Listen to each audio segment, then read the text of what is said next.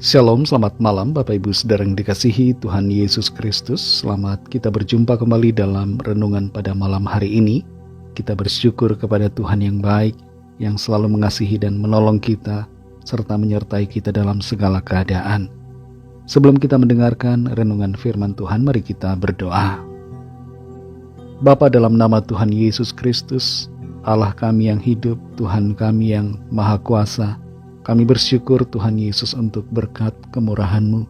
Tuhan sudah menolong kami di sepanjang hari ini.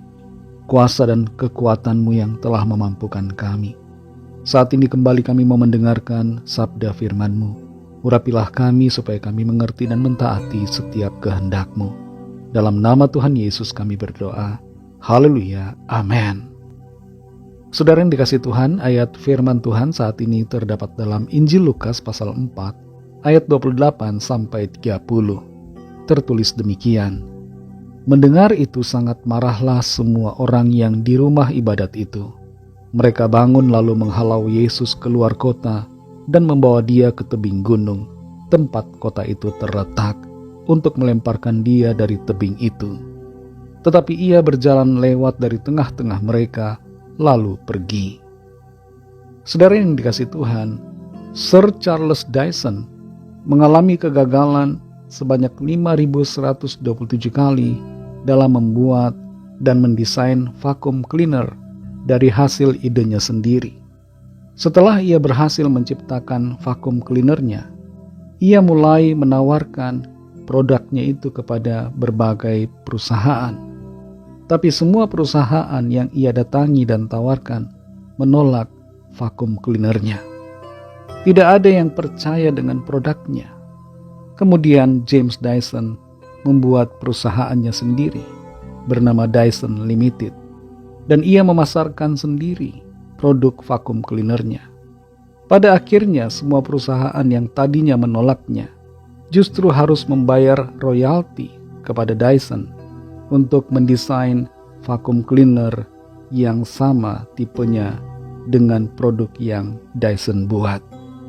Sir James Dyson saat ini menjadi orang yang terkaya kelima di United Kingdom. Kebanyakan dari kita tidak siap menerima penolakan. Banyak dari kita yang kecewa, putus asa ketika menghadapi penolakan dari orang-orang di sekitar kita. Tapi kita perlu belajar dari pribadi Kristus, Allah yang telah datang sebagai manusia. Bagaimana Dia sendiri yang adalah pencipta ditolak oleh ciptaannya. Kita perhatikan dalam Injil Lukas pasal 4 ayat 28 sampai 30 ini. Mendengar itu sangat marahlah semua orang yang di rumah ibadat itu. Mereka bangun lalu menghalau Yesus keluar kota dan membawa dia ke tebing gunung, tempat kota itu terletak, untuk melemparkan dia dari tebing itu. Tetapi ia berjalan lewat dari tengah-tengah mereka lalu pergi. Orang-orang Nazaret menolak pribadi Tuhan Yesus. Mereka tidak menghargai Tuhan Yesus yang datang kepada mereka. Mereka tidak mengakui pernyataan Tuhan Yesus bahwa Dia adalah Mesias. Dan itu sebabnya mereka mau menjatuhkan atau melemparkan Tuhan Yesus dari atas tebing. Betapa luar biasanya apa yang terjadi pada pribadi Kristus. Allah yang jadi manusia itu. Dia yang adalah pencipta mengalami penolakan yang tidak seharusnya ia terima. Kalau Tuhan Yesus saja bisa mengalami penolakan, jangan kita putus asa, saudara, kalau kita pun mengalami penolakan. Penolakan bukan berarti bahwa kita tidak berharga. Penolakan tidak menentukan status harga diri kita. Itu sebabnya jangan putus asa, jangan kecewa, jangan marah ketika kita menghadapi penolakan demi penolakan di dalam kehidupan kita. Mungkin penolakan itu terjadi di tempat kerja, atau penolakan itu terjadi di dalam pelayanan kita. Kita tidak diterima di lingkungan masyarakat. Kita ditolak, kita difitnah, kita dianggap tidak berharga, kita tidak diakui, kata-kata kita tidak didengar. Jangan kecewa, saudara.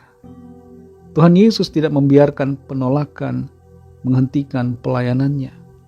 Tuhan Yesus juga tidak membalas dan tidak memaksa mereka, orang-orang Nazaret, untuk percaya. Dia tetap melanjutkan pekerjaan dan pelayanannya yang harus ia kerjakan. Saudara yang dikasihi Tuhan, belajar dari Tuhan Yesus dalam menghadapi penolakan demi penolakan. Belajarlah untuk menerima setiap penolakan dengan hati yang kuat dan sikap iman yang teguh. Jangan sampai kita hancur, kehilangan semangat karena ada penolakan.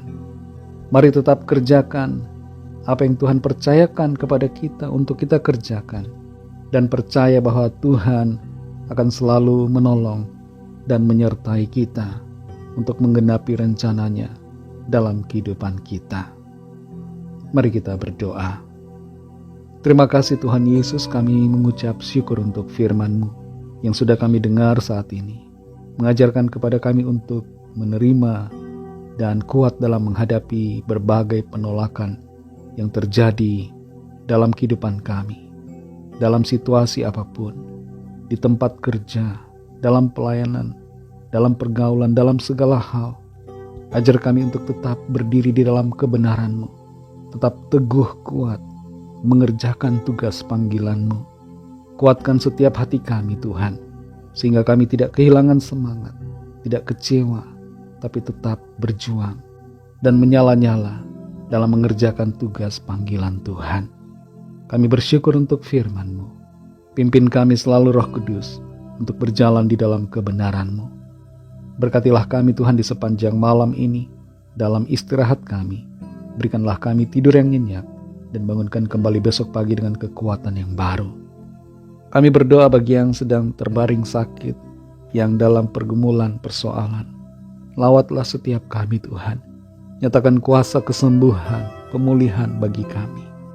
Berikanlah jalan keluar, pertolongan-Mu yang ajaib, mujizat-Mu yang heran bagi setiap kami. Kami percaya kami alami terobosan, kami alami jawaban dan solusi yang dari Tuhan. Berkatilah bangsa kami Indonesia dan juga semua bangsa di dunia ini. Lawatlah dengan kasih dan rahmat-Mu, agar setiap orang dari segala bangsa percaya kepadamu dan menerima anugerah keselamatan. Ampunilah kami Tuhan akan dosa kesalahan kami, seperti kami juga mengampuni orang yang bersalah kepada kami. Dan pimpin kami menjadi sempurna seperti kehendak-Mu. Dalam nama Tuhan Yesus Kristus, Tuhan dan Juru Selamat kami sudah berdoa dan mengucap syukur. Haleluya. Mari angkat tangan saudara dan terima berkat Tuhan. Tuhan memberkati engkau dan melindungi engkau. Tuhan menyinari engkau dengan wajah-Nya dan memberikan kasih karunia. Tuhan menghadapkan wajah-Nya kepadamu dan memberikan damai sejahtera. Berkat dan anugerah Allah Bapa, kasih karunia dari Tuhan Yesus Kristus, dalam persekutuan dengan Allah Roh Kudus, menyertai kita semua sekarang ini dan sampai Maranatha Tuhan Yesus datang kembali, dan bahkan sampai selama-lamanya. Dalam berkat nama Tuhan Yesus Kristus, haleluya, amin. Puji Tuhan, saudara yang dikasihi Tuhan, saya percaya firman Tuhan menjadi berkat dan kekuatan buat saudara semua, dan Roh Kudus akan menolong saudara untuk lebih lagi memahami kebenaran firman Tuhan dan hidup dalam kemenangan. Tuhan Yesus memberkati saudara semua. Selamat beristirahat dan sampai jumpa dalam renungan yang berikutnya. Haleluya.